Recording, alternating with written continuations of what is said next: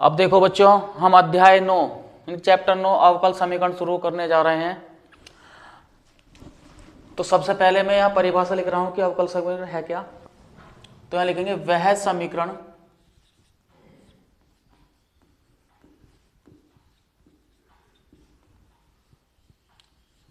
समीकरण जिसमें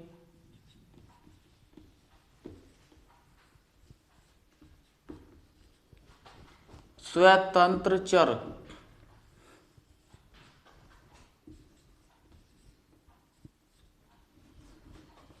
अर्थात इंडिपेंडेंट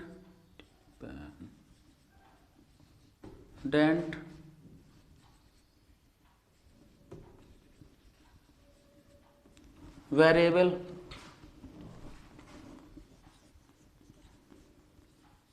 तथा प्रतंत्र चर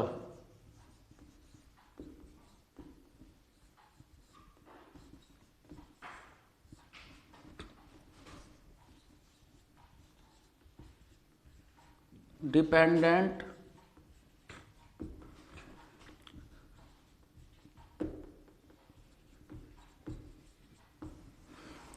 वेरिएबल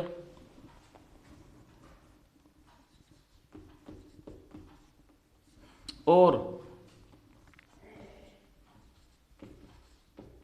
प्रतंत्र चर का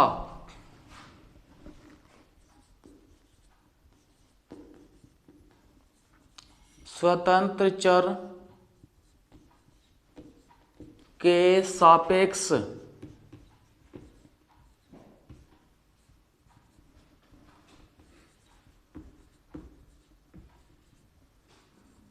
अवकल गुणांक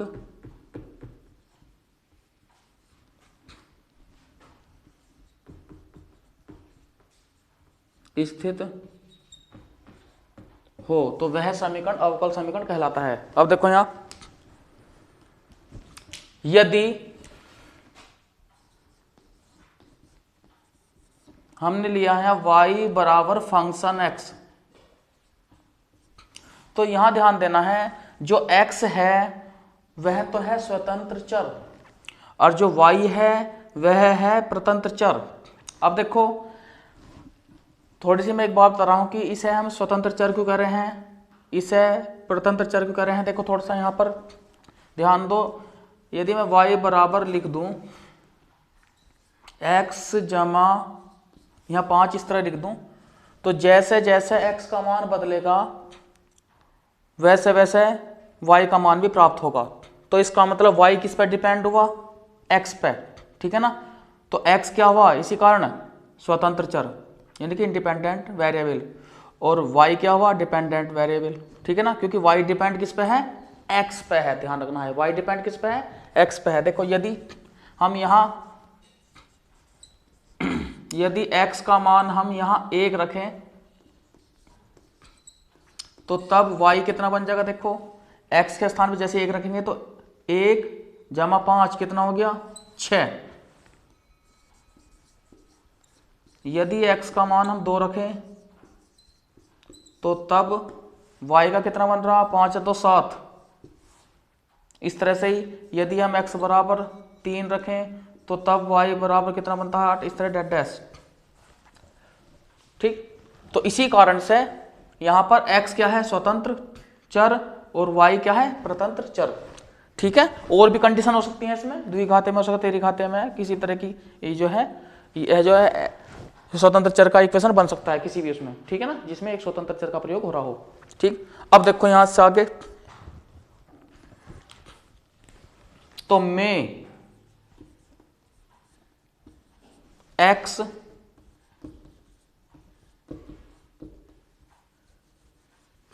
स्वतंत्र चर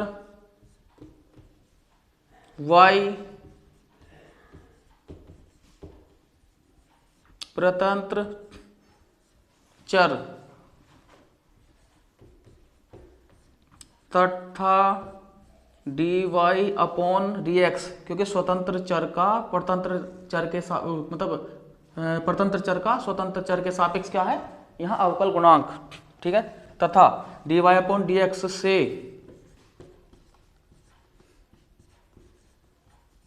युक्त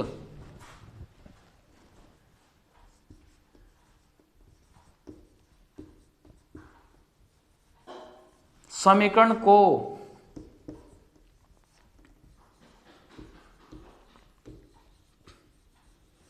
अवकल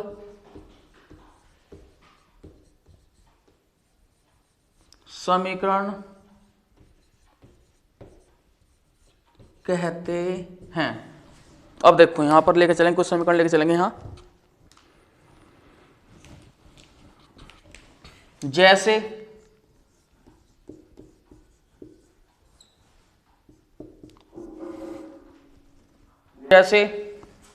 यहां लिया हमने x dy अपॉन dx, और प्लस इस तरह से भी हो सकता है यहां पर 3 बराबर 0, इस तरह कंडीशन भी आ सकती है, या इक्वेशन ऐसे भी हो सकती है। देखो यहां पर d की घात 3y इसके अपॉन dx की घात 3 बराबर यहां पर 0, इस तरह कंडीशन भी आ सकती है इक्वेशन की, या ऐसा भी हो सकता है। देखो यहां dy अपॉन dx बराबर x साइन x, इस तरह की इक्वेशन ही बन सकती है। ठीक है, तो यहां पर एक बात ध्यान देने की है, तो यहां पर एक स्वतंत्र चर का प्रयोग हुआ है, ठीक है ना, ये स्वतंत्र चर हो गया, y परतंत्र चर है, ठीक है ना, इस तरह से ध्यान रखना है, स्वतंत्र चर हो गया, ठीक, ये ध्यान रखना है इसमें, स्वतंत्र चर परतंत्र चर, ये इस तरह से, ये इस तरह की इक्वेशन हो सकती है। अब चलते हैं हम कि अवकल समीकरण कितने प्रकार की होती हैं, ठीक है ना। देखो यहां, अब देखो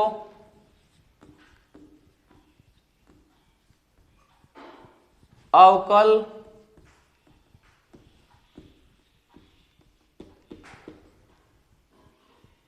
समीकरणों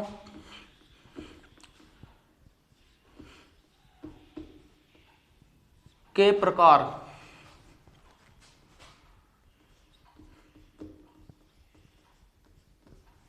काइंड्स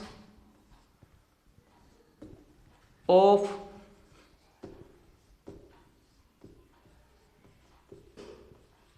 डिफरेंशियल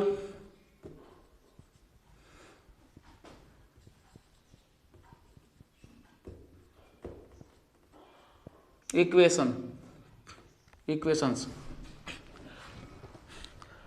अवकल समीकरण दो प्रकार की होती हैं। नंबर 1,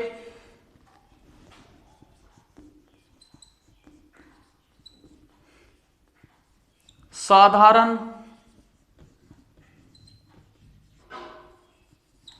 अवकल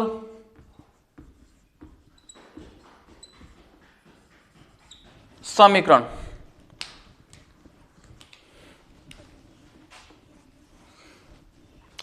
अर्थात इसमें ऑर्डिनरी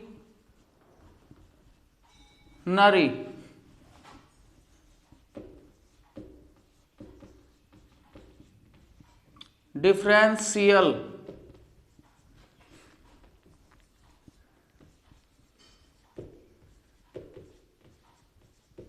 इक्वेशंस, तो ऑर्डिनरी डिफरेंशियल इक्वेशंस, तो इसकी देखो क्या पहचान है, इसमें लिखेंगे कि वह अवकल समीकरण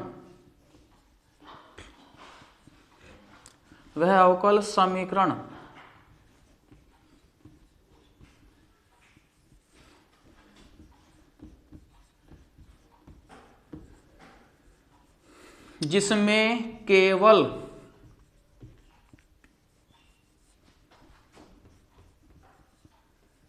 एक स्वतंत्र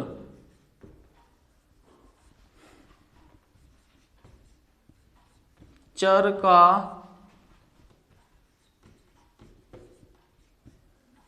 प्रयोग होता है।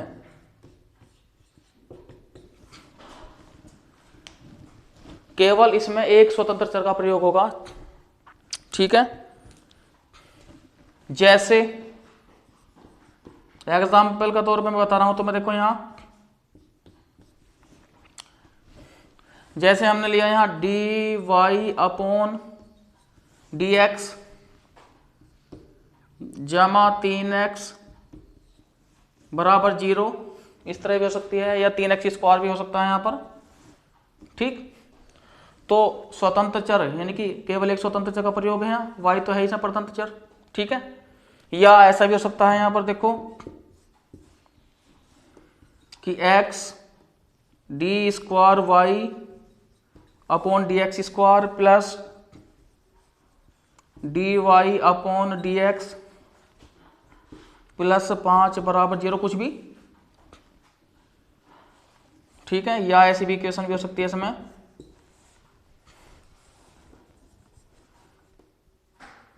डी क्यूब वाई अपॉन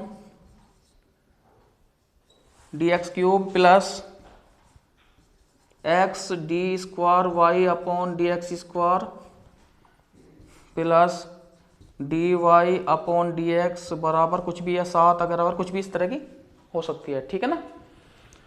तो अब नंबर 2,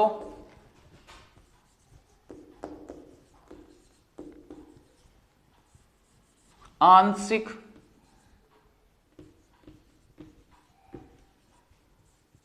अवकल समीकरण।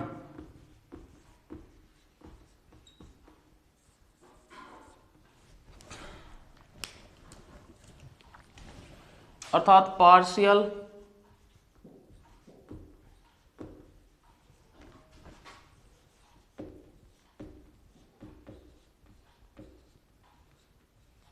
डिफरेंशियल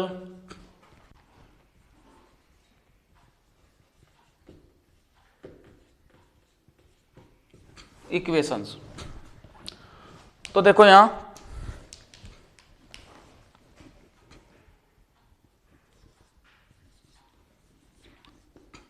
वह समीकरण जिसमें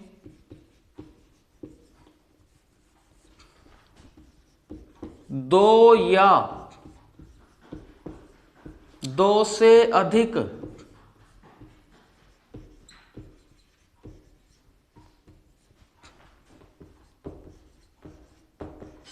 स्वतंत्र चरों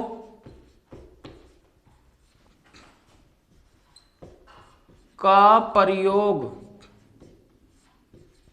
ठीक है, प्रयोग होता है तथा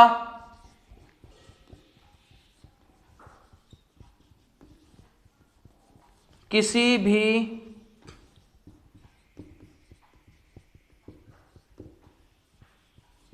स्वतंत्र चर के सापेक्ष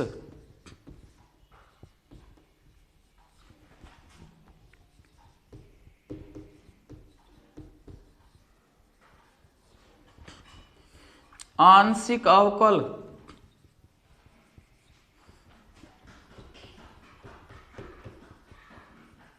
गुणांक स्थित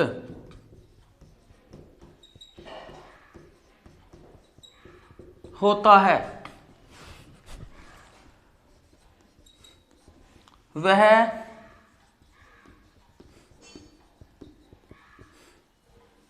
समीकरण आंशिक अवकल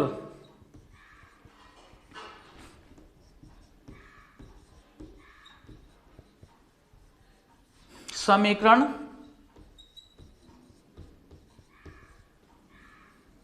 कहलाती है। देखो जैसे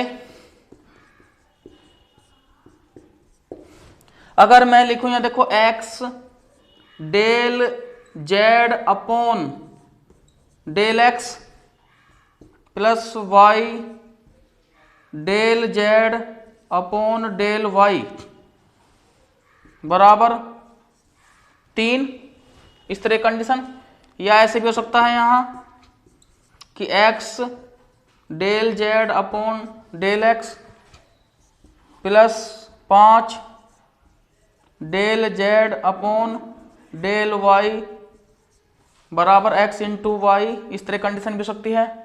ठीक है, तो यहां पर देखो, यहां पर स्वतंत्र चर क्या है एक्स और वाई, और जेड क्या है परतंत्र चर। तो पहले यहां इसमें कहा है कि दो या दो से अधिक, यहां पर मैं दो स्वतंत्र चर लेकर चल रहा हूं। ठीक है ना, तो किसी स्वतंत्र चर क्या दिया है, किसी भी स्वतंत्र चर के सापेक्ष आंशिक अवकल गुणांक हो, यानी कि या तो एक्स के साथ भी है इसमें और वाई के सापेक्ष भी है। ठीक है ना, इस तरह का भी है। ठीक, और यहाँ पर एक्स और वाई क्या है स्वतंत्र चर है, जेड परतंत्र चर है, इससे ज्यादा भी हो सकते हैं। ठीक है ना, तो इस तरह की जो कंडीशन है तो यह क्या कहलाती है आंशिक अवकल समीकरण। लेकिन तुम्हें जो 12th क्लास के अब कोर्स में जो पढ़ाऊंगा मैं केवल साधारण अवकल समीकरण के बारे में बताऊंगा। ठीक है ना, ये हायर एजुकेशन में तुम पढ़ोगे। ठीक है, तो अब देखो यहाँ इससे आगे तो बात करेंगे हम अवकल समीकरण की कोटि क्या है, अवकल समीकरण की घात क्या है। ठीक है, सबसे पहले चलते हैं अवकल समीकरण की कोटि। तो देखो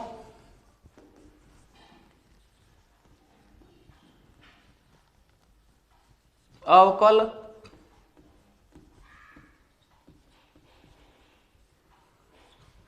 समीकरण की कोटि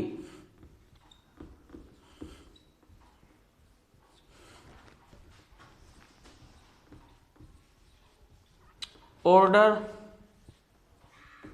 ऑफ ए डिफरेंशियल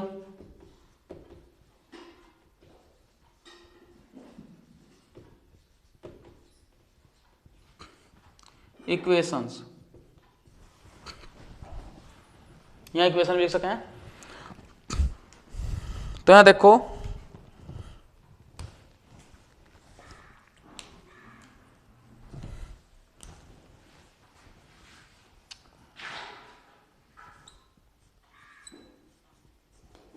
जिसमें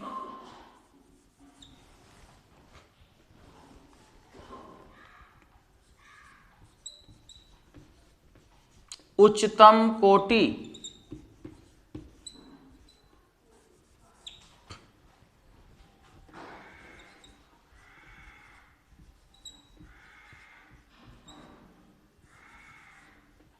अवकलज, ठीक है, जिसमें उच्चतम अवकलज कोटि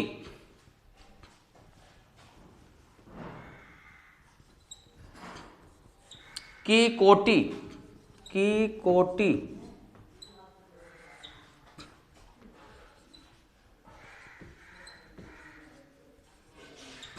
अवकल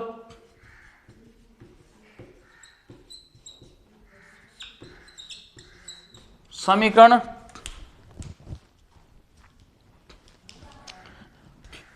या ऐसे भी लिख सकते हैं जिसमें हटा तो उच्चतम कोटि अवकलज की कोटि अवकल समीकरण की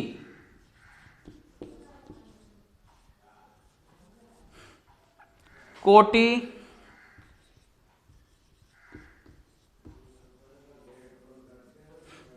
कहलाती है। यानी कि अगर किसी समीकरण में उच्चतम कोटि अवकलज यानी कि ज्यादा बार अवकलन कहां हुआ है, ठीक है ना, कि जो कोटि है अवकल समीकरण की कोटि कहलाती है। देखो जैसे अगर हमने समीकरण लिया D square Y upon D X square plus X D Y upon D X plus 3 बराबर 0, तो उच्चतम अवकलज कोटि यहां एक बार अवकलन है, यहां 2 बार हो रहा, ठीक है ना, तो उच्चतम अवकलज कोटि क्या हुई 2, ठीक है ना, उच्चतम अवकलज कोटि, ठीक है, तो कोटि क्या हुआ में, तो यहां लिखेंगे में कोटि कितना 2, यानी कि ऑर्डर कितना है इसमें 2, ठीक है ना। उसके बाद यदि ऐसी इक्वेशन आती है, देखो यहां D Y upon D X जमा 5 बराबर 0, तो उच्चतम अवकलज कोटि एक ही है, ठीक है, तो यहां लिखेंगे में कोटि क्या लिख देंगे यहां एक लिख देंगे, ठीक है ना, ये ध्यान रखना है इसमें। अब देखो सेकंड पे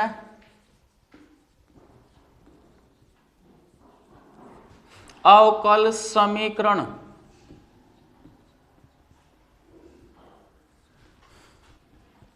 की घात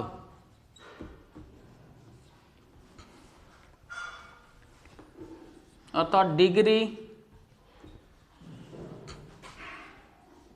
ऑफ डिफरेंशियल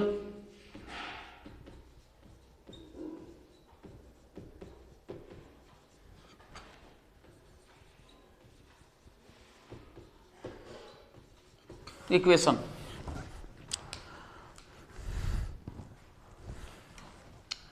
तो देखो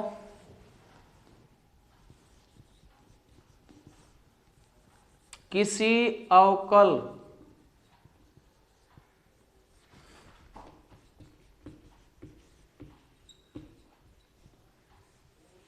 समीकरण में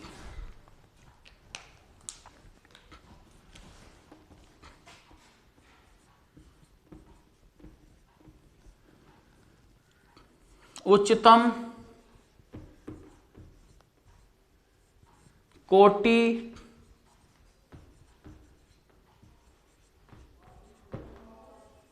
अवकलज की घात उस अवकल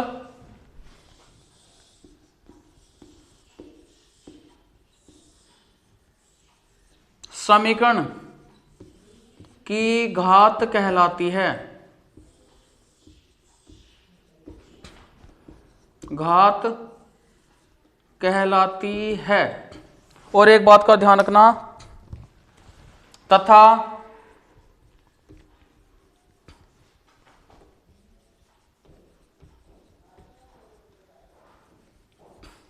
अवकल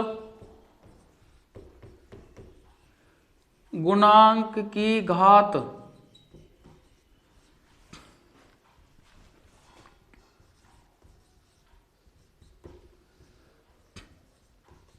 भिन्नात्मक तथा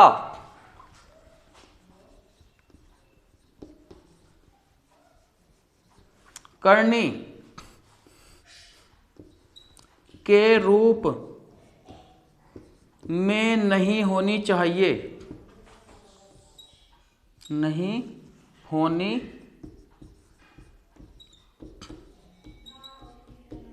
चाहिए, यह भी ध्यान रखना, ठीक है ना।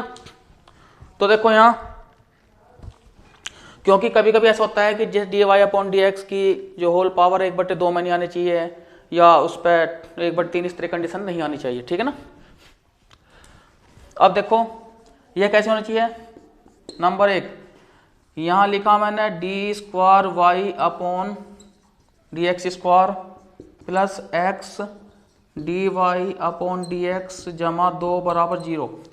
तो यहाँ उच्चतम अवकलज कोटि क्या है, 2, यानी D square Y upon D X square है।